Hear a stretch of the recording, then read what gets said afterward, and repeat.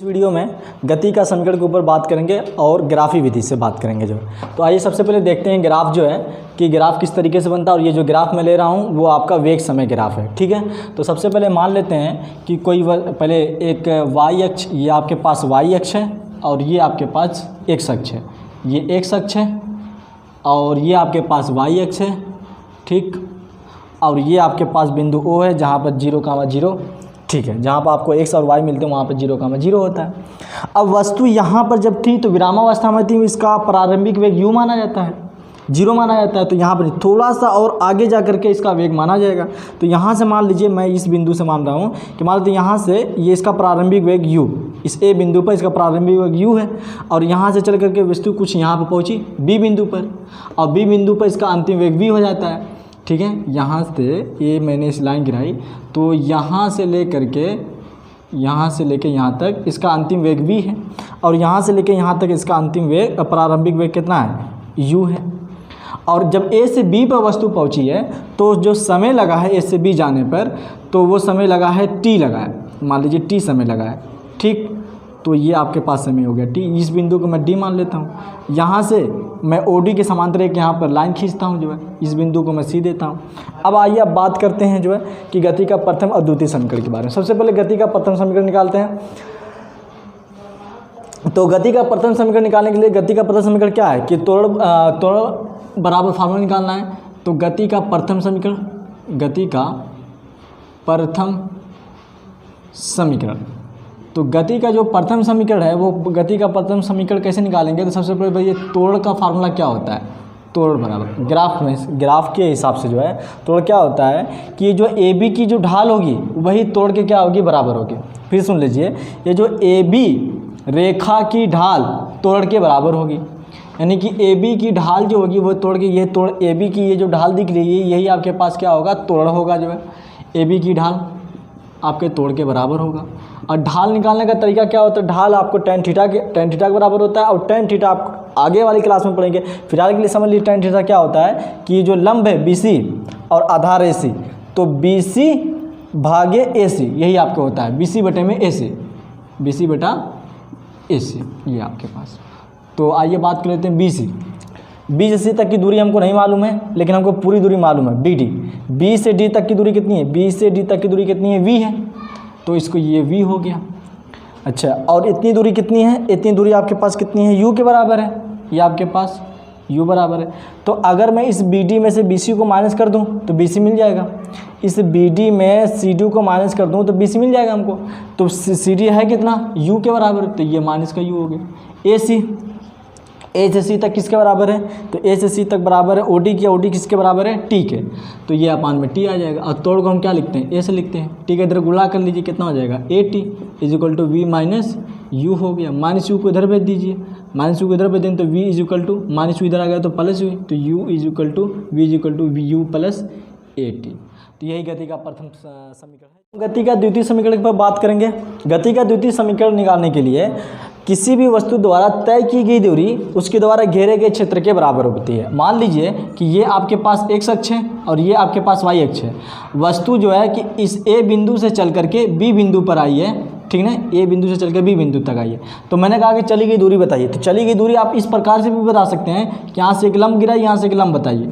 अब ये जो क्षेत्रफल होगा, ये जो क्षेत्रफल होगा, ये क्षेत्रफल वस्तु द्वारा तय की गई दूरी के बराबर होगा। तो सेम उसी प्रकार से वही काम हम यहाँ पर करेंगे कि वस्तु पहले O पर थी विरामावस्था में, A से चलना प्रारंभ हुई, A से चलना प्रारंभ हुई और A से चल करके B पर पहुँची है। तो B पर अंतिम वेग V हो जाता है, A पर प्रारंभिक वेग U होता है, A से B जाने पर T समय ले रहा है। तो ये इसके द्वारा पूरा घेरा गया जो क्षेत्र होगा, OABCD का जो क्षेत्रफल होगा वो वस्तु द्वारा तय की गई दूरी के बराबर होगा। तो अब इसी बात को हम प्रूफ कर लेते हैं, जो गति का द्वितीय समीकरण। तो आइए हम प्रूफ करते हैं गति का द्वितीय समीकरण। गति का द्वितीय समीकरण, तो गति का द्वितीय समीकरण प्रूफ करते हैं। तो वस्तु द्वारा तय की गई दूरी, ठीक है ना, तय की गई दूरी, चली गई दूरी किसके बराबर होती है, चली गई दूरी क्षेत्रफल के बराबर होती है। क्षेत्रफल कौन सा लेना है, OABCD का क्षेत्रफल, OABCD का क्षेत्रफल, ठीक, इसके बराबर होगा। ठीक, वस्तु द्वारा तय की दूरी क्षेत्रफल के बराबर होती है। ठीक है, हमने कर दिया। अब क्या ये क्षेत्रफल किस चीज़ से बना है? इस क्षेत्रफल को ध्यान से देखा जाए तो एक त्रिभुज है, एक आयत है। ये क्षेत्रफल दो भागों में बांट सकते हैं हम, जो है एक त्रिभुज में एक आयत में बांट सकते हैं। एक त्रिभुज ABC है और एक आयत OACD है। तो हम आयत का फार्मूला जानते हैं कि लंबाई गुणे चौड़ाई होता है, त्रिभुज का फार्मूला जानते हैं 1/2 आधार गुणे ऊंचाई होता है। तो इसको हम दो भागों में तोड़ लेते हैं कि त्रिभुज ABC का क्षेत्रफल, ABC का क्षेत्रफल आप प्लस कर देते हैं प्लस OACD का क्षेत्रफल प्लस चतुर्भुज OACD का क्षेत्रफल। ठीक, तो अब आगे चलते हैं। त्रिभुज ABC का क्षेत्रफल का फार्मूला क्या होता है? 1/2 आधार गुणे ऊंचाई। आधार कितना है भाई? आधार AC है। ऊंचाई कितनी है? ऊंचाई BC है प्लस क्षेत्रफल। आयत का क्षेत्रफल का फार्मूला क्या होता है? लंबाई गुणे चौड़ाई OD गुणे OA। तो आपके पास हो जाएगा OD गुणे OA। ठीक है, 1/2 AC आधार है ना, AC क्या है? समय के बराबर है यानी T गुणे BC। B से C तक किसके बराबर है? देखिए यहाँ तक की दूरी V के बराबर है, यहाँ U के बराबर, तो V माइनस U। तो गति का पतन समीकरण देखिए क्या था? गति का पतन समीकरण था V = U + AT था। तो U को इधर भेज दीजिए, तो V माइनस U = किसके बराबर होता है? AT। ठीक ना? तो ये आपकी दूरी V है, ये दूरी U है, तो V में से U घटाएंगे तो BC मिलेगा। तो BC किसके बराबर हो जाएगा? V माइनस U यानी कि AT के बराबर। तो मैं BC की जगह पर मैं कितना लिख सकता हूँ? AT लिख सकता हूँ प्लस OD भाई O से D तक की दूरी किसके बराबर है? T के बराबर। तो ये मैंने T लिख दिया गुणे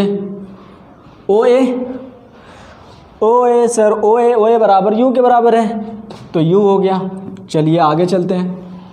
ठीक है, तो इसको थोड़ा अरेंज कर लीजिए। U का T में गुणा करेंगे तो कितना हो जाएगा? UT हो जाएगा प्लस ये 1/2 T का T में गुणा करेंगे कितना हो जाएगा? AT² हो जाएगा। और ये चली गई दूरी को हम S लिखते हैं, तो S = कितना आ गया? UT + हाफ AT² है। तो क्या यही गति का द्वितीय समीकरण है? तो हाँ, तो अब गति का द्वितीय समीकरण भी हो गया। अब हम चलते हैं गति का प्रथम समीकरण के ऊपर जो है। ठीक,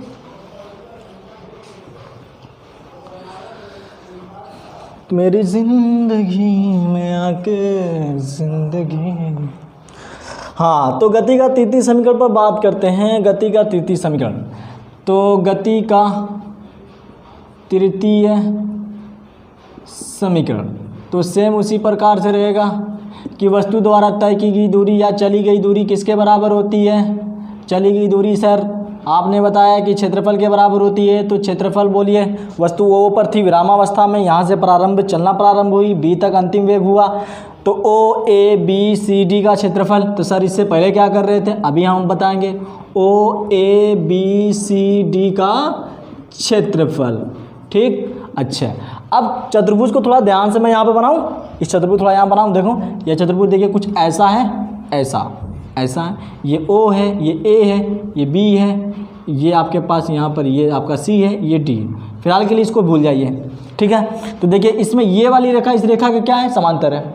तो अगर किसी चतुर्भुज में दो रेखाएं समांतर होती है, फिर से अगर किसी चतुर्भुज में दो रेखाएं समांतर होती है तो ऐसा चतुर्भुज क्या कहलाता है? समलंब चतुर्भुज कहलाता है। क्या कहलाता है?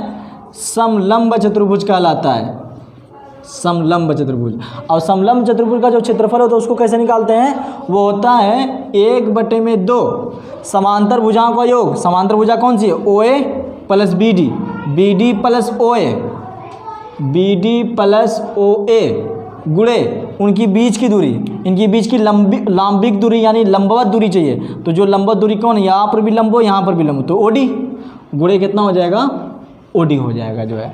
तो अगर किसी चतुर्भुज में दो रेखाएं समांतर होती है तो ऐसा चतुर्भुज समलंब चतुर्भुज कहलाता है। और समलंब चतुर्भुज का क्षेत्रफल होता है 1/2 समांतर भुजाओं का योग गुणे उनके बीच की लंबवत दूरी। ठीक, तो यही काम हम यहाँ पर करने वाले हैं।